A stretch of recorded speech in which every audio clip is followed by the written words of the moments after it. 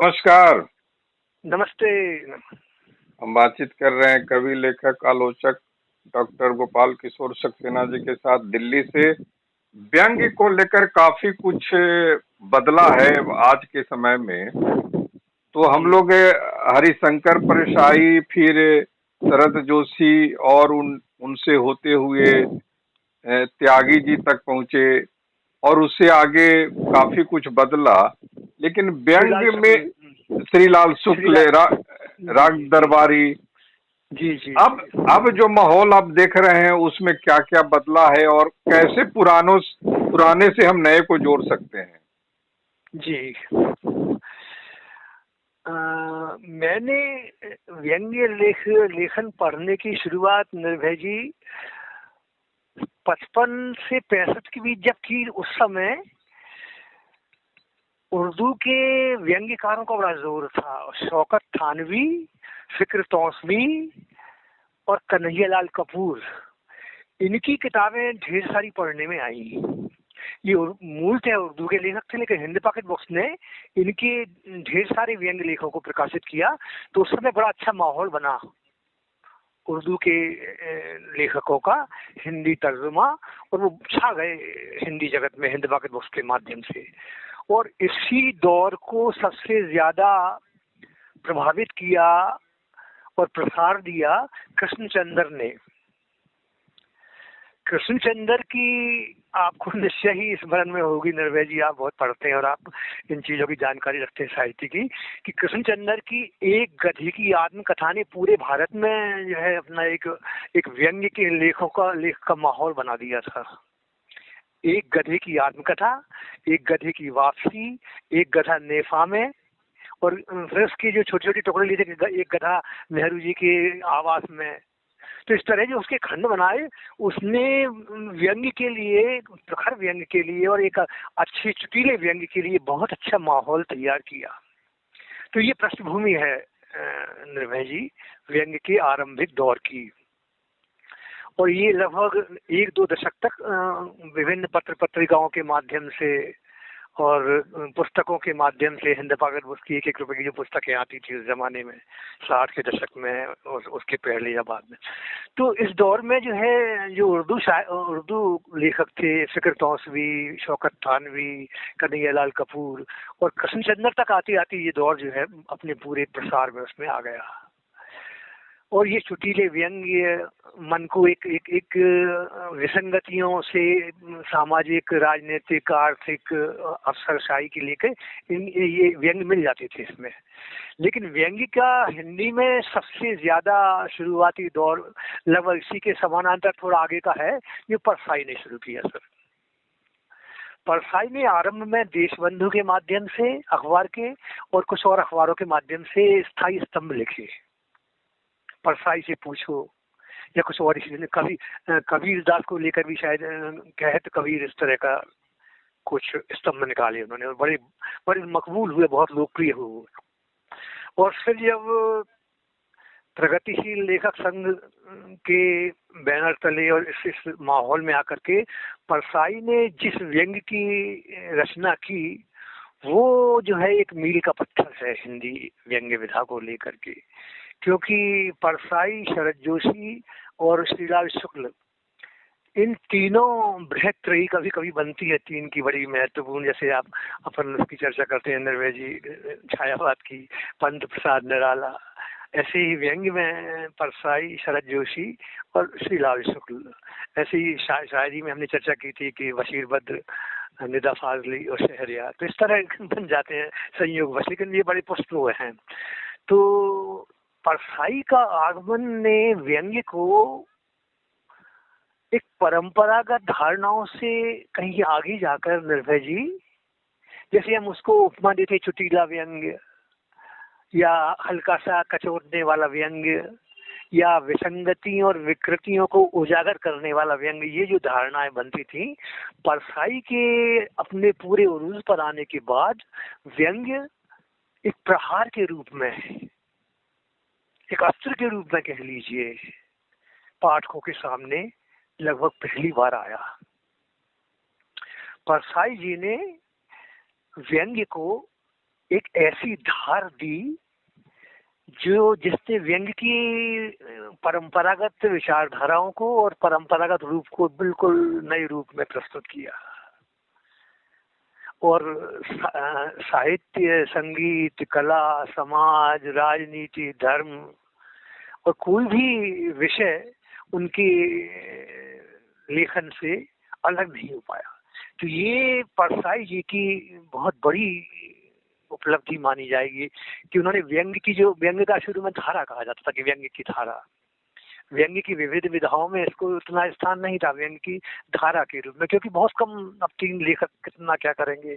लेकिन इन तीनों बृहत त्रयी ने इतना ज्यादा स्थापित किया, इतनी ज्यादा प्रतिष्ठा दिलाई कि उसकी कोई सीमा नहीं हो सकती। तो परसाई ने व्यंग को जो धार दी, परसाई ने व्यंग को जो एक प्रहार के रूप में, प्रतिरोध की एक नए धारदार हथियार के रूप में इसे प्रस्तुत किया, उसने जो है व्यंग विधा को जो है इतनी प्रतिष्ठा दिलाई कि जिसकी कोई सीमा नहीं आंक सकते हम। और इसी परंपरा में, इसी उसमें शरद जोशी भी, और इसी में एक महाकाव्य लिखने वाले उपन्यास के रूप में आपके राग दरबारी भी। तो इनके लेखन ने जो है इतना ज्यादा साहित्य जगत को प्रभावित किया कि व्यंग विधा एक बहुत प्रतिष्ठित, एक बहुत सार्थक और अपने समय का एक बहुत मजबूत हथियार देने वाली विधा के रूप में स्वीकृत हुई। जी निर्भय जी। तो इसको आप थोड़ा सा ये विस्तार से बताते हुए राग दरबारी और हरिशंकर प्रसाई, श्रीलाल शुक्ल और शरद जोशी में अगर कुछ अंतर करते हुए, मारक क्षमता को देखते हुए, और आज के समय में जो व्यंग थोड़ा काफी अपनी धारा में कमजोर होता हुआ भी दिख रहा है, क्योंकि उस तरह की तैयारी नहीं है उन पे नई पीढ़ी में, तो ये धारा छूट भी रही है, क्यों छूट रही है? और थोड़ा हम फिर से गहराई से थोड़ा श्रीलाल शुक्ल के राग दरबारी को या प्रेमचंद के जूते हुए फटे हुए जूते को, अगर हरिशंकर प्रसाई को, और ये लापतागंज अगर शरद जोशी को, इस सब को देखते हुए अगर हम थोड़ा अगर तुलनात्मक अगर कुछ बताएं तो। जी जी जी। तो ये आपने बहुत सही प्रश्न किया है। परसाई जी ने, जैसा कि मैंने आपको बताया कि व्यंग को एक नई धार दी और प्रतिरोध, हर क्षेत्र में प्रतिरोध, विद्रोह जो है शुरू किया। इसका अनुमान हम इससे लगा सकते हैं कि सारिका ने जो विशेषांक निकाले और धर्मयुग ने जो विशेषांक निकाले व्यंग के, उसमें परसाई जी के व्यंग लेखों ने इतना तहलका मचाया कि व्यंग को ये बिल्कुल मानक हथियार मान लिया गया। उनके एक नमूना देखिए कि उन्होंने एक व्यंग लेख सारिका के व्यंग विशेषांक में लिखा कि जब श्री कृष्ण ने चुनाव लड़ा, श्री कृष्ण धरती पर चुनाव लड़ने आए, उन्होंने वातावरण देखा, राजनीतिक दूषित वातावरण, तो उनको लगा कि चुनाव लड़ना बेहद मुश्किल है और बहुत ही संकट की स्थिति है। फिर उनको ख्याल आया कि मेरे इतने पुजारी हैं लाखों इस देश में, उनसे संपर्क कर रहा हूँ। तो जब वो एक मंदिर में पुजारी के पास पहुंचे तो पुजारी नाचने लगा, हाँ साक्षात भगवान के दर्शन हो गए, जीवन धन्य हो गया। तो कृष्ण भगवान ने कहा ये सब तो छोड़ो, ये बताओ कि मैं चुनाव लड़ रहा हूँ, पुजारियों का या तुम लोगों का समर्थन वो तो मुझे मिलेगा ना। तो पुजारी ने दुखी होकर कहा कि आप तो भगवान हैं, आपको वोट की कोनो कमी है, लेकिन वोट तो हमारा जाति वाले को ही जाएगा। इस व्यंग ने तत्कालीन समय में इतना प्रभाव डाला। तो इस नमूने से ये जाहिर होता है कि परसाई ने राजनीति, समाज, धर्म, कला, मनुष्य की नैतिक मूल्य, इनको लेकर जो लिखा वो अद्भुत था। इसी संदर्भ में आप शरद जोशी का मूल्यांकन करें। शरद जोशी भी एक अभिजात्य प्रवृत्ति के उतने लाउड या उतने मुखर नहीं थे वो, लेकिन उनके व्यंग में जो धार थी वो उसको हम कहीं भी परसाई जी से कम भी नहीं कह सकते।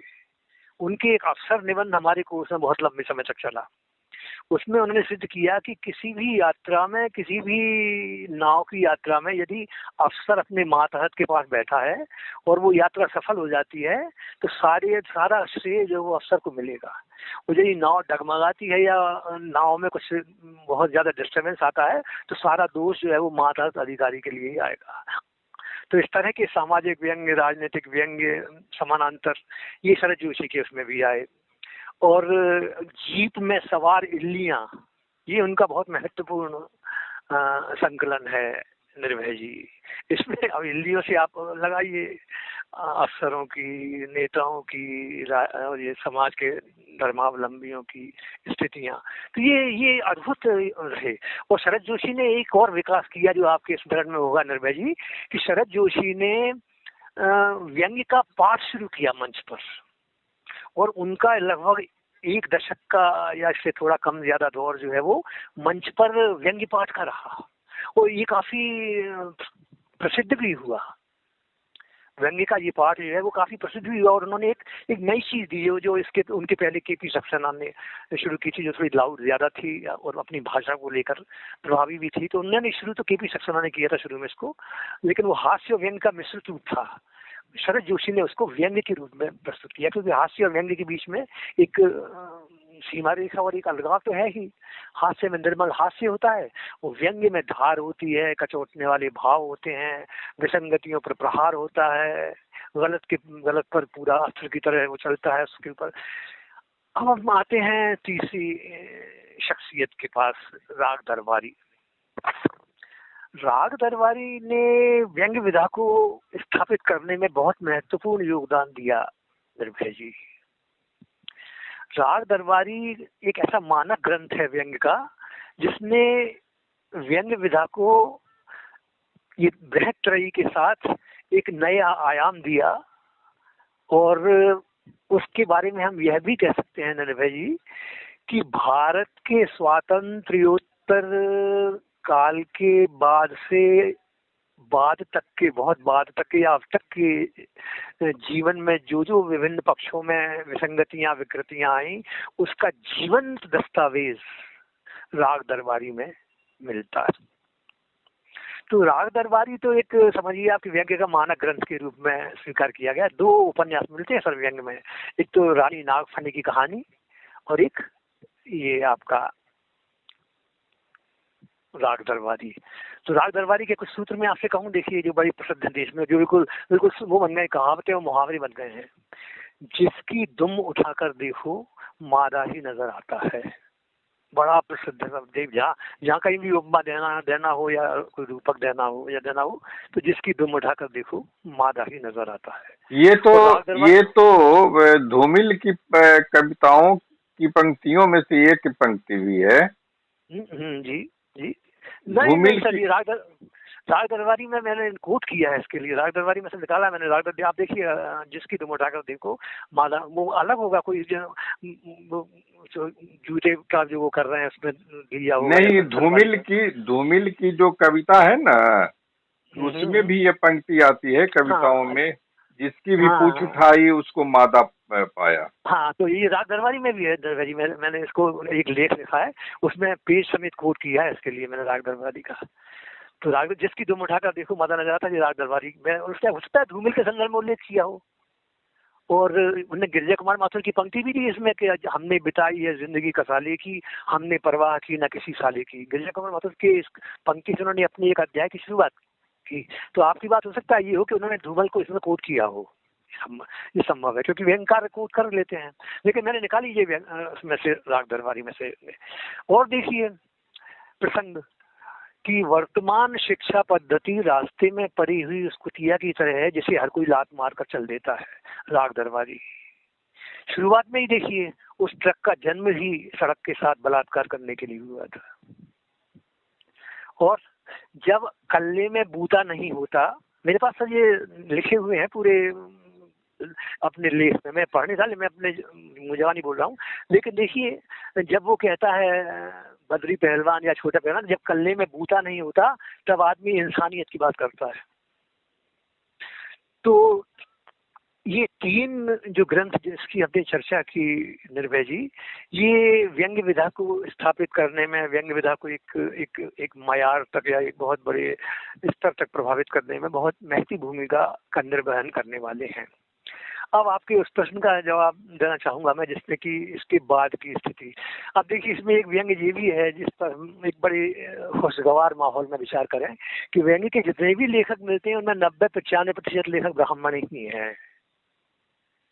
ये तीनों तो हैं ही महान। इसके अलावा ज्ञान चतुर्वेदी, गोपाल चतुर्वेदी, रविंद्रनाथ त्यागी, ये सारे व्यंग्य के एक एक पुरोधा मान लीजिए। एक तरह से 3 तो बड़े पुरोधा हैं, बिल्कुल समझिए कि व्यंग्य के मानक लेखक, व्यंग्य की मानक पुस्तकें लिखने वाले। लेकिन इसके साथ साथ देखिए आप ज्ञान चतुर्वेदी भी, गोपाल चतुर्वेदी भी, और ये आजकल जो पत्रिकाएं निकाल रहे हैं, प्रेम जन्मेजय, लालित ललित, ये किस उसमें आते हैं। लेकिन ये एक रोचक प्रसंग है जो बिना किसी आलोचना के या बिना किसी कह सकते हैं कि इसमें लगभग 90% जो है वो ब्राह्मण लेखक हैं। ये एक सुखद संयोग भी मान लें, या एक संयोगी महज मान लें कि इसमें ब्राह्मण रचनाकारों का, लेखकों का वर्चस्व है। अब व्यंग्य की वर्तमान स्थिति पर चर्चा करें तो वो धार, वो प्रहार, या व्यंग्य को अस्त्र के रूप में लेने की प्रवृत्ति, या एक जोखिम, व्यंग्य के लिए ये शब्द परसाई के लिए बहुत ज्यादा लागू होता है निर्भय जी, कि व्यंग्य में जोखिम उठाना हर किसी के बूते का नहीं। जैसे राग दरबारी में कहा ना कि जब कल्ले में बूता नहीं होता तो आदमी इंसानियत की बात करता है, इंसानियत इंसानियत इंसानियत। और उसमें एक प्रसंग भी आता है कि एक गांव का आदमी अपने मित्र के खेत में अपने सारे पशु छोड़ देता है और पशु सब चर जाते हैं उसका। तो वो कहता है देखो ये कोई इंसानियत है क्या, मेरे पूरे खेत को उसने पशुओं से चरवा दिया। तो वो इंसानियत कहकर ही रह जाता है, कर कुछ नहीं पाता। तो इंसानियत लफ्ज जो है बड़ा बड़ा वैसा हो गया है, फुसफुसा सा पिट। लेकिन वर्तमान समय में देखिए क्या है, वर्तमान समय में एक तो व्यंग्य लिखने के लिए थोड़ा जोखिम भी और साहस भी, और एक अंदर से एक जज्बा उठा हुआ, प्रहार करने की क्षमता, मारक व्यंग्य प्रस्तुत करने की क्षमता, ये बहुत जरूरी है। इसलिए व्यंग्य का निर्वाह आजकल चल रहा है एक रूटीन में, लेकिन अब वो बात नहीं है। लोगों की रुचि भी बहुत कम हुई है, पत्र पत्रिकाओं में स्थान भी कम हो गया है। हालांकि एक पत्रिका निकलती है व्यंग्य यात्रा प्रेम जन्मेजय की, और वो काफी मेहनत भी कर रहे हैं, काफी प्रयास भी कर रहे हैं। लेकिन जो प्रतिमान, जो मानक इस बृहत्त्रयी ने, परसाई, शरद जोशी और श्रीलाल शुक्ल ने स्थापित कर दिए थे, उसका अनुसरण जो है, उसका उस तरह से प्रभाव, या उसका उस तरह से ये सारी चीजें आना संभव नहीं दिख रहा, और ना ही वो दिखता। इसको आप भी महसूस करते होंगे निर्भय जी। जी तो क्या, एक आखिरी सवाल, क्या आज की तारीख में जोखिम उठाना जो व्यंग्यकार जो है नहीं चाह रहे हैं, खाली खाना पूर्ति कर रहे हैं? देखिए ये व्यंग्यकार की खुद की सलाहियत पर और व्यंग्यकार के खुद के उस पर में कर रहे हैं, ऐसा नहीं है कुछ है। ज्ञान चतुर्वेदी जो डॉक्टर हैं पेशे से, और उनकी किताबें भी काफी निकली, तो वो अच्छा व्यंग्य लिखते हैं। मुकेश नेमा भी हैं, वो बड़े बड़े सहज और बड़े धारदार भी कुछ अवसरों को लेकर या सामाजिक संदर्भों को लेकर लिखते हैं। और ये आपके गोपाल चतुर्वेदी भी। लेकिन एक तो इसमें संकट ये हो गया है निर्भय जी कि पत्र पत्रिकाओं का वो स्तर, पत्रिकाओं का वो प्रसार, पत्र पत्रिकाओं का वो जो जो स्तर एक समय रहा। देखिए अब जब मैंने शुरू की ये बात आपसे की थी, उस समय हिंद पाकिट वस्तु पूरे देश में जो है प्रचलित था, और हिंद पाकिट वस्तु 1-1 रुपए की किताबें पूरे देश में जबरदस्त प्रभाव के साथ शायरों की, जैसे 10 शायरों पर 1-1 रुपए की किताबें, व्यंग्यकारों पर ढेर सारी। और पत्र पत्रिकाओं में धर्मयुग, साप्ताहिक हिंदुस्तान, कादम्बिनी, नवनीत, रीडर्स डाइजेस्ट, तो ये इन कविताओं का सिर्फ 5-5 लाख प्रतियां निकलती थी इनकी, और वाचनालयों में और सारी संस्थानों में मिलाएं तो करोड़ों पाठक इनके मिलते थे। अब इस समय संकट का दौर है पत्र पत्रिकाओं का। 80% पत्र पत्रिकाओं के साथ व्यंग्य ये भी है कि वो पारिश्रमिक नहीं दे पाती लेखकों के लिए, या 90% लगा दीजिए आप। ये पारिश्रमिक वाला सिस्टम खत्म हो गया, ये भी एक व्यंग्य है निर्भय जी, कि पत्र पत्रिकाओं का प्रावधान कैसे सारा कुछ ये किया जाए। संकट का दौर है। आप किस तरह से 12 वर्ष पूर्ण होने की मैं बधाई दूंगा आपके लिए, लेकिन आपने कितनी जद्दोजहद और कितने संकल्प और कितने एक कार्य में, पुण्य कार्य में संपन्न कराने में, रचनात्मक और सृजनात्मक कार्य को संपन्न कराने में जो वक्त गुजारा है, उसको आप ही महसूस करते हैं, और आपके जीवन को उसको साधुवाद देता हूँ। तो दौर की बात है निर्भय जी, हम जिस समय से गुजर रहे हैं, जिस दौर से गुजर रहे हैं इसमें। जी। तो क्या अब वो जोखिम में अगर व्यंग्य में अगर जोखिम नहीं हो तो वो व्यंग्य कैसा होगा? बहुत छोटा जवाब। देखिए, व्यंग्य में जोखिम का तो एक पक्ष है जो जैसा परछाई मत गया। जैसा कि हम लोग ये पहले से परिचित हैं कि जी। किसी व्यंग्य को लेकर के विदेश जब गए थे अटल बिहारी वाजपेयी जी, व्यंग्य एक लिखा था परसाई जी ने, हाँ उनके साथ हाँ। मारपीट, वो घटना भी आपको याद ही होगा। हम्म। एक एक सरकारी नौकरी में रहते हुए कैसे श्रीलाल शुक्ल ने वो राग दरबारी लिखा, यह भी अपने आप में एक जी जी काफी। जी, बिल्कुल बिल्कुल बिल्कुल, ऐसे उदाहरण है सर, बड़प्पन दिखाते हैं लोग सर इसमें, ऐसा नहीं और है, बड़प्पन दिखाते हैं। शरद जोशी लगातार संघर्ष करते हुए, लगातार बिल्कुल जूझते हुए जीवन में बिल्कुल वो बिल्कुल। उनको मध्य प्रदेश छोड़ना पड़ा और कैसे हाँ, वो मुंबई बॉम्बे गए चले गए थे। बिल्कुल बिल्कुल और बिल्कुल। कैसे उन्होंने संघर्ष किया। जी। तो आपकी पुराने लोगों में सर, ये पुराने लोगों में ये जीवत मिलता था उनको, उनका साहस था, वातावरण था, माहौल था, माध्यम थे। अब माध्यम तो जो ये देखिए शोरगुल वाला माहौल हो गया है, क्रिएटिविटी और रचनात्मकता के लिए ज्यादा स्थान नहीं है सर सोशल मीडिया के युग में। और इस समय में, फेसबुक के समय में, आप स्तर की बहुत ज्यादा अपेक्षा तो कर सकते हैं, लेकिन पूर्ति संभव नहीं है सर, क्योंकि वो समय लोगों के जीवट का, लोगों के साहस का, लोगों के धैर्य का बहुत सारे उदाहरण मिलते हैं सर। धैर्य के तो व्यंग्य को सहन करना और झेलना ये बड़े साहस का काम है सर, बहुत ज्यादा साहस का काम है। लोग बड़े हेल्दी रूप में और बहुत ही स्वस्थ आधार पर लेते थे।